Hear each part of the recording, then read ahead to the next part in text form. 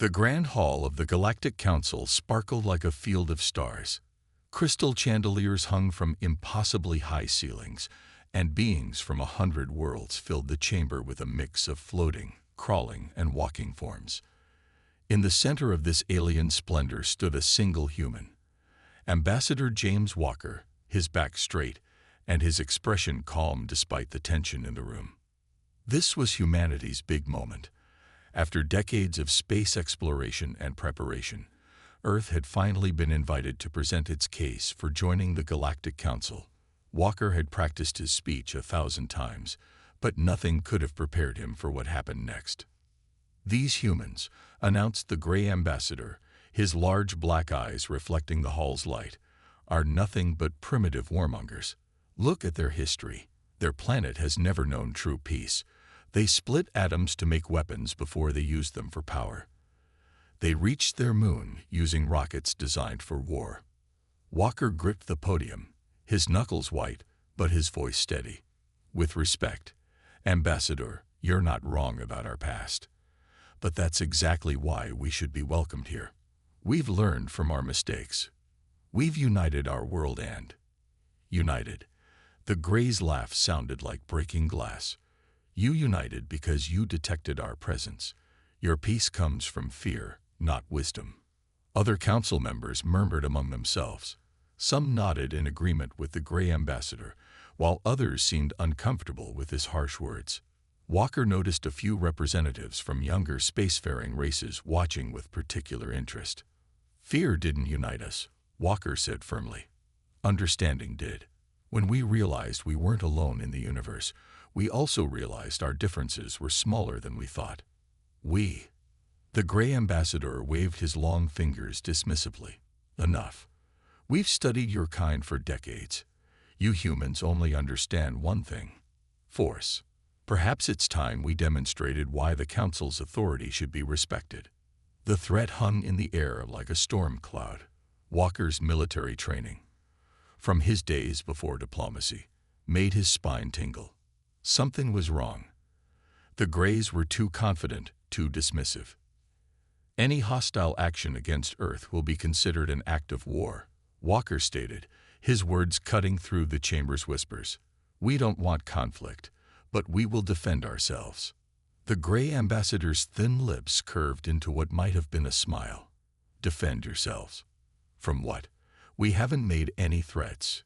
Yet." He turned to address the council at large. "My fellow representatives, observe how quickly they turn to thoughts of war. This is why primitive species must be taught their place." That's when Walker's communicator buzzed. He had been ordered to keep it on despite diplomatic protocol. And now he knew why. The message was short but terrifying. "New Eden colony gone dark. All contact lost. Multiple unknown ships detected." Walker's heart raced, but years of training kept his face neutral. The Greys had already made their move, attacking the human colony while their ambassador gave speeches about peace. They expected humanity to crumble, to bow down in fear of their superior technology and numbers. They had just made the biggest mistake in their species' history. Walker straightened his tie, looked directly at the Gray Ambassador, and spoke clearly so the entire chamber could hear. "You believe you know humanity because you've studied our wars. But you've made a crucial error. We don't love war. We're just very, very good at it. And you've just started one." He turned and walked toward the chamber's exit, his footsteps echoing in the sudden silence. At the door, he paused and looked back. "One last thing, Ambassador. When you look at human history, you shouldn't ask why we fight so much. You should ask who taught us to be so good at it. And you should ask yourself, do you really want to be our next teacher?" The chamber erupted in chaos as Walker left, his message delivered. Behind him, he could hear the Gray Ambassador sputtering protests, but it didn't matter. Humanity had extended a hand in peace, and the Greys had slapped it away.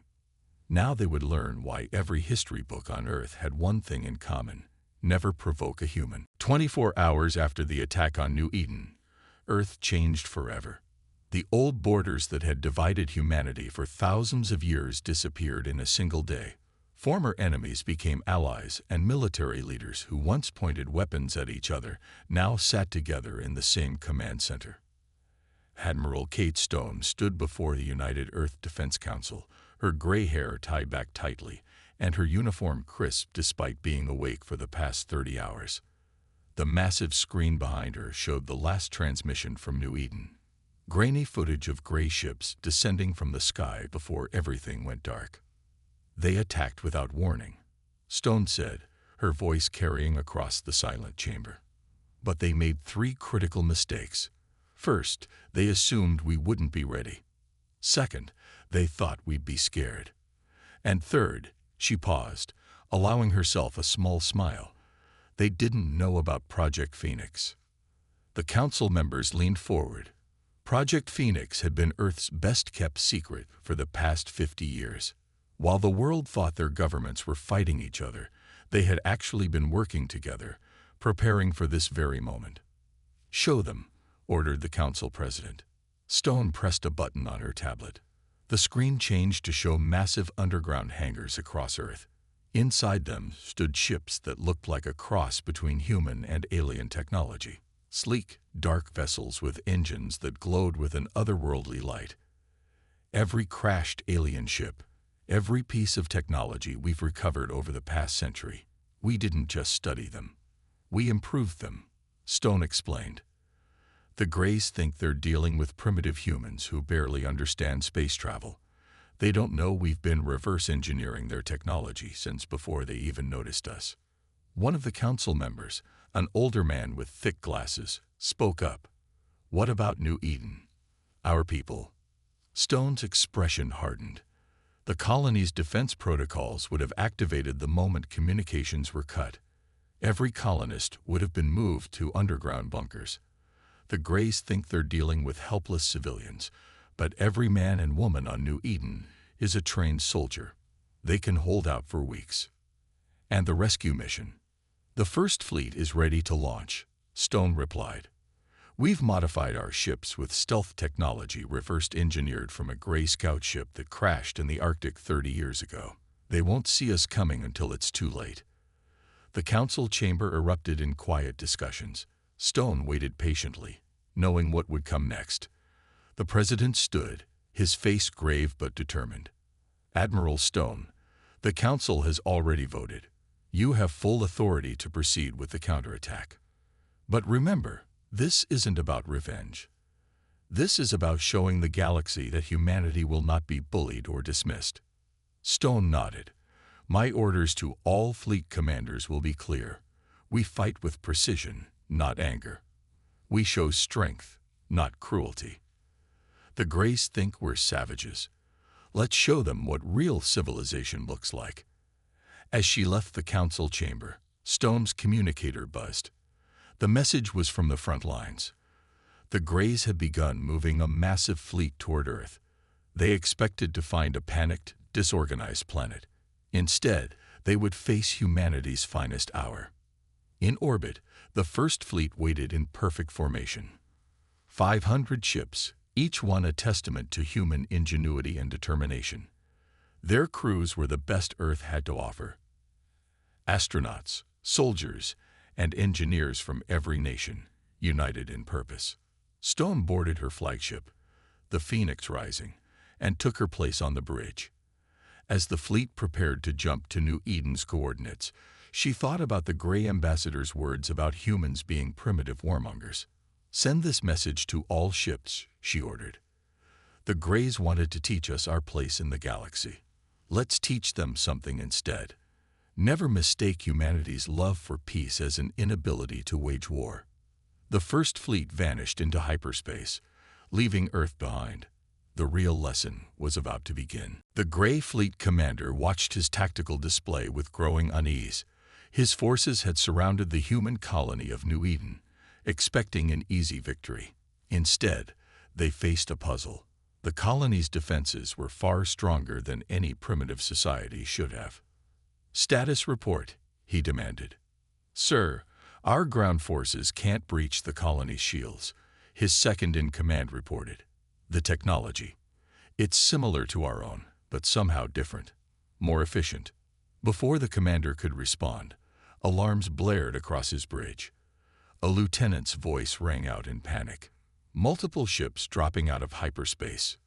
The human fleet appeared like ghosts from the darkness.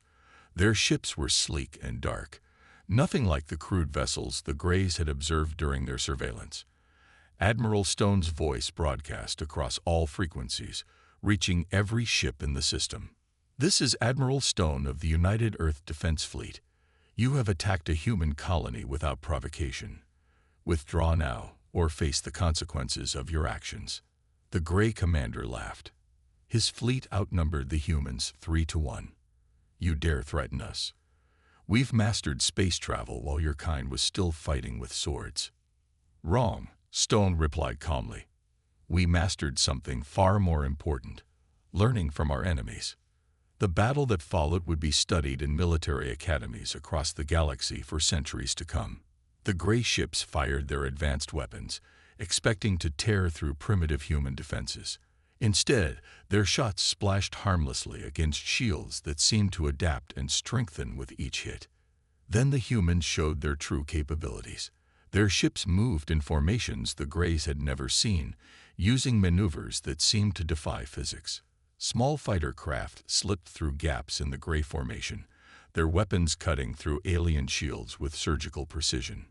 "Impossible," the Grey commander shouted as another of his cruisers exploded. "How are they predicting our attack patterns?" The answer was simple but terrifying. Humans had been preparing for this moment for decades. Every crashed Grey ship, every piece of recovered technology, had been studied and improved upon. The humans hadn't just copied alien technology. They had made it better. Admiral Stone stood on her bridge, watching the battle unfold. "Launch the drones," she ordered.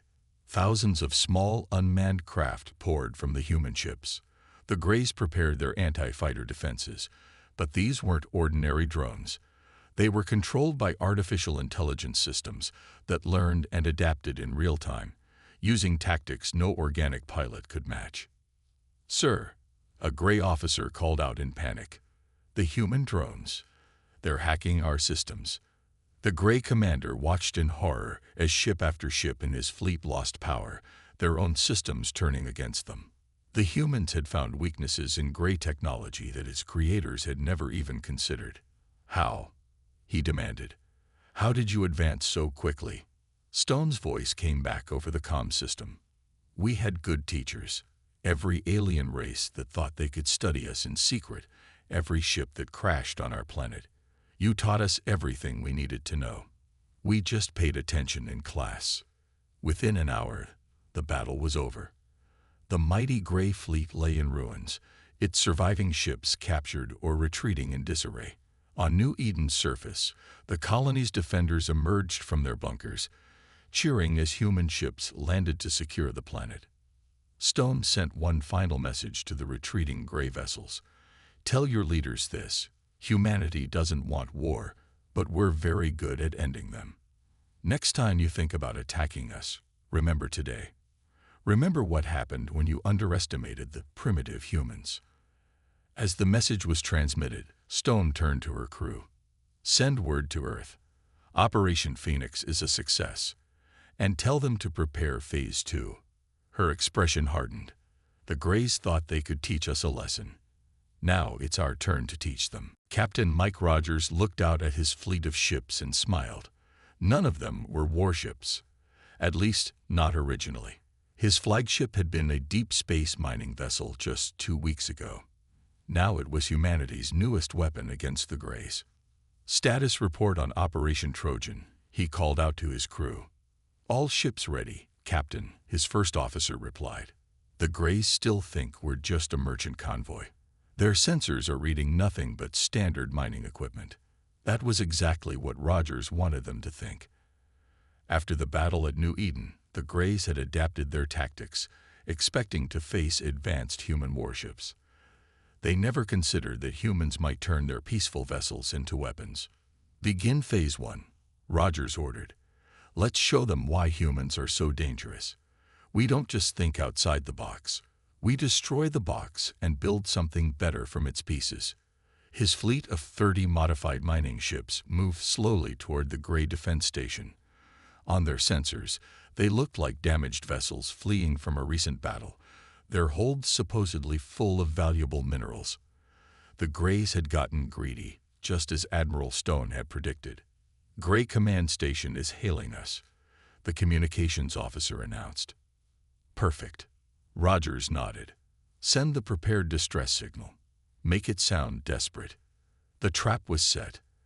As the Gray Station prepared to capture what they thought were helpless mining ships, Rogers' real plan sprang into action.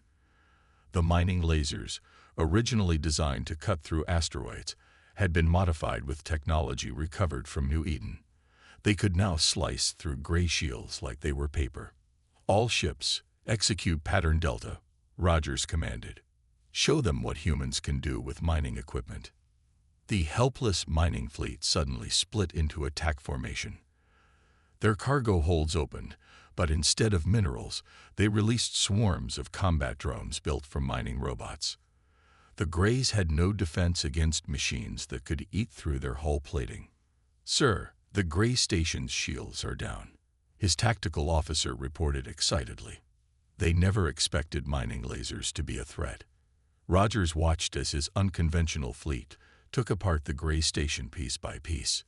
The enemy's automated defenses were useless against weapons they hadn't been programmed to recognize as threats.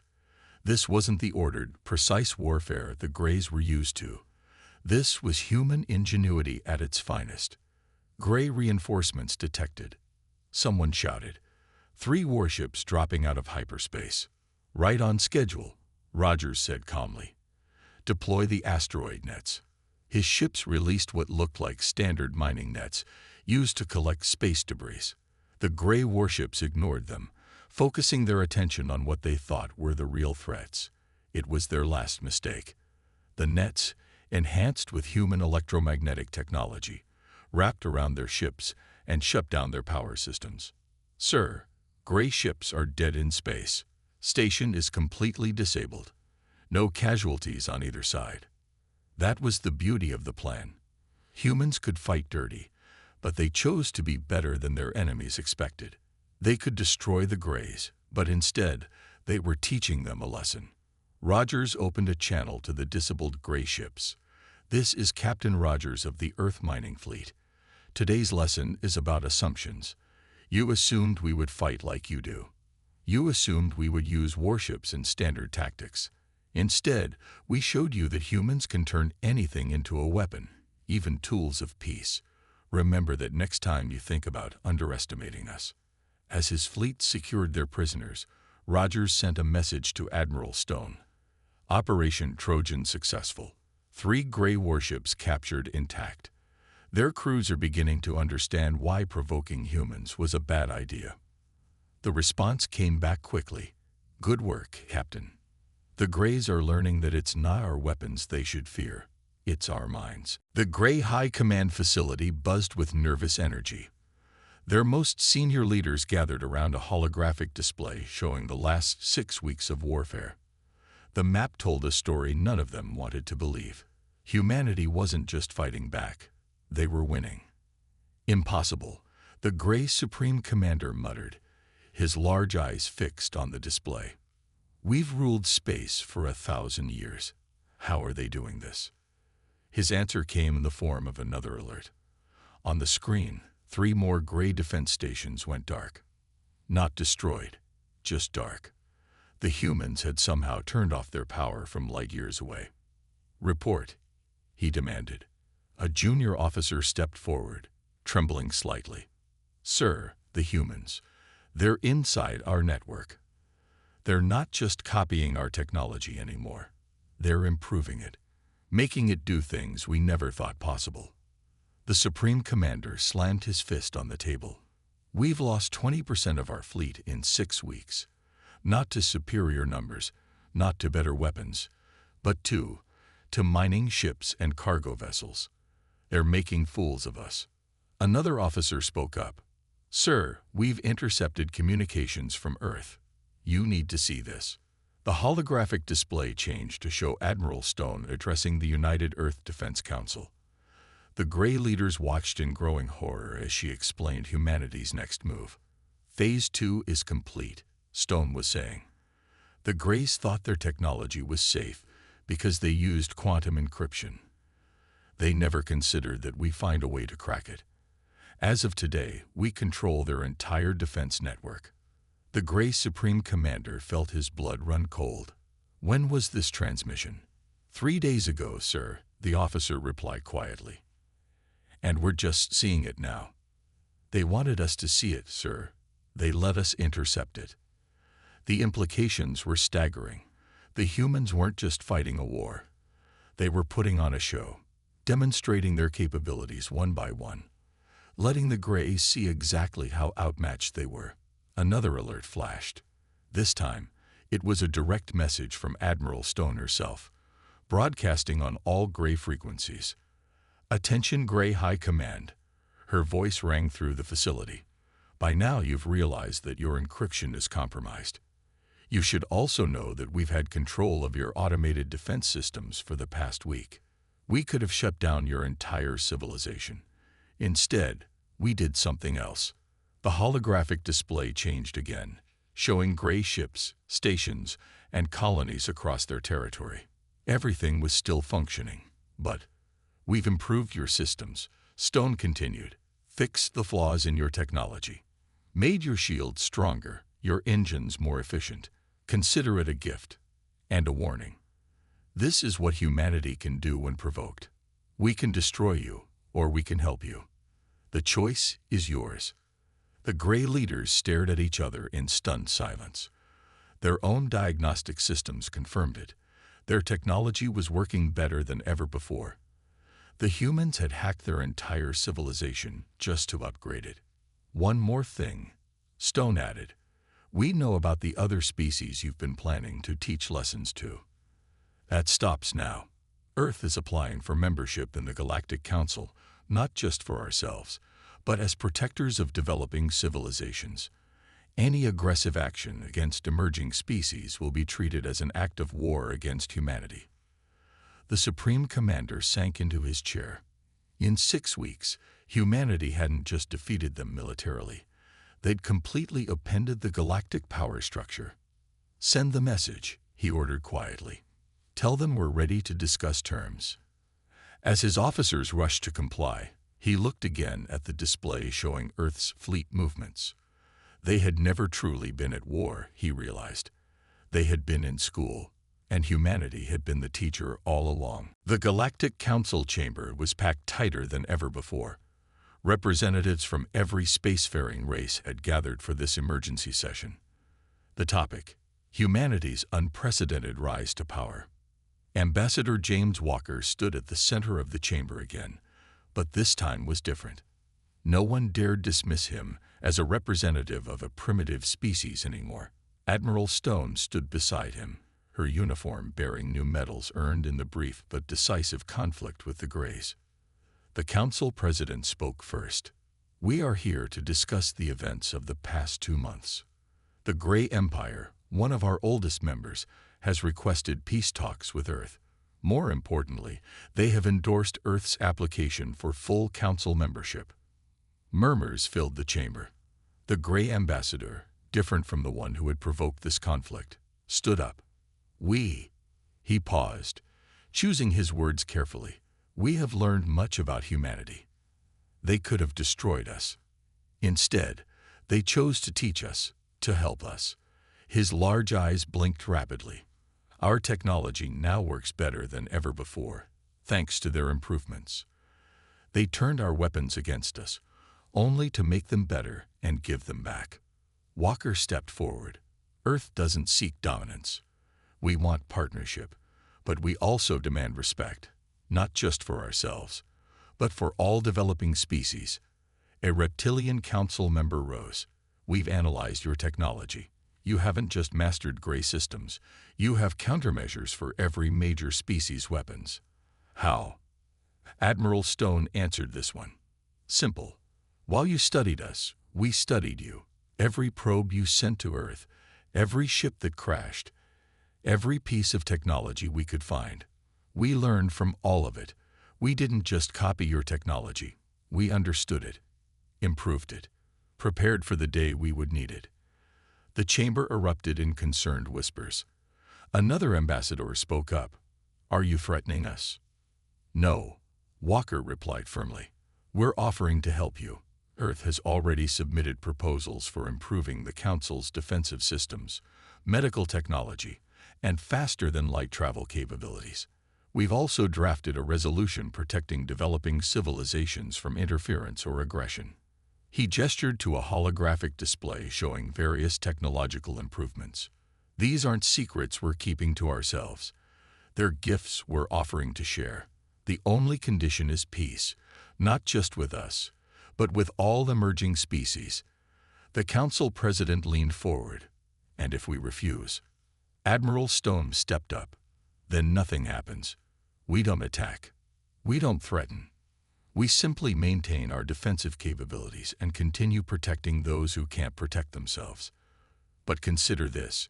Humanity went from a primitive species to defeating the Grey Empire in 6 weeks.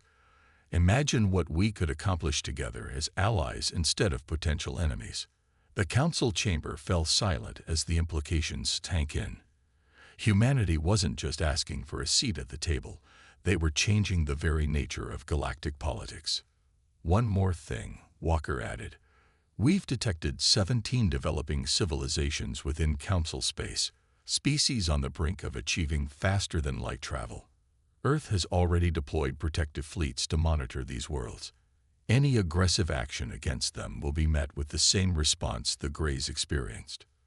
The message was clear. Humanity wasn't just joining galactic civilization. They were reforming it. The council president looked around the chamber, then at his display showing the unanimous endorsement from the Grey Empire. Very well. The council will vote on Earth's membership and their proposed reforms. But first, a question for Admiral Stone. How did humanity advance so quickly? Stone smiled. The same way humanity has always advanced. Necessity, creativity, and learning from our mistakes. You gave us no choice but to become stronger. Just be thankful we chose to use that strength to help rather than harm. 1 year after the Grey conflict, Earth had transformed the galaxy. The observation deck of humanity's new galactic embassy offered a stunning view of alien ships coming and going, each one enhanced with human innovations. Ambassador Walker stood with Admiral Stone and Captain Rogers, watching vessels from a dozen species dock at the massive space station. Below them, teams of human engineers worked alongside alien technicians, sharing knowledge and improving technologies that had stagnated for centuries. Hard to believe it's only been a year, Rogers said, sipping his coffee. Remember when they thought we were primitives? Stone nodded. Now they send their best scientists to learn from us. Not bad for a species that was fighting with swords a few thousand years ago. A young aide rushed up to their group, tablet in hand. Ambassador, the latest reports are in. The protection fleet around Development Zone 7 just prevented another attempt to interfere with the local civilization. The Greys again? Walker asked. No, sir. They've become our strongest supporters in protecting developing worlds. This was a private mining corporation. They backed off as soon as our ships appeared. Walker smiled. Earth's reputation now served as both shield and sword. No one wanted to risk provoking humanity, but more importantly, most species had embraced humanity's vision of a more cooperative galaxy. How are the New Eden colonists doing? Stone asked the aide. Thriving, Admiral. The Grey technology we improved has transformed the colony. They're teaching other human settlements how to integrate the new systems. And, the aide grinned, 3 Grey families have requested permission to immigrate there. They want to learn our approach to innovation. The 3 leaders shared a knowing look. This was what real victory looked like. Not conquest, but cooperation. Humanity had proven itself not just through force, but through wisdom. A deep chime sounded through the station. The aide checked his tablet. The council session is about to begin. They're voting on the Developing Worlds Protection Act today. As they walked to the council chamber, they passed dozens of alien representatives. Each one nodded respectfully, not in fear, but in genuine admiration. Humanity had shown the galaxy a new way forward.